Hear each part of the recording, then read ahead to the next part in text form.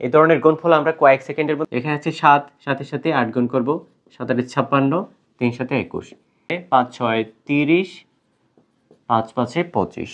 দুই অঙ্ক বিশিষ্ট সংখ্যার গুণের ক্ষেত্রে এই ধরনের গুণফল আমরা কয়েক সেকেন্ডের মধ্যে সলভ করতে পারি। বৈশিষ্ট্যটা হচ্ছে একক স্থানীয় যে অঙ্কগুলো থাকবে সেগুলোর যোগফল হবে 10 এবং দশক স্থানীয় যে অঙ্কটা থাকবে সেটা সেম নাম্বার।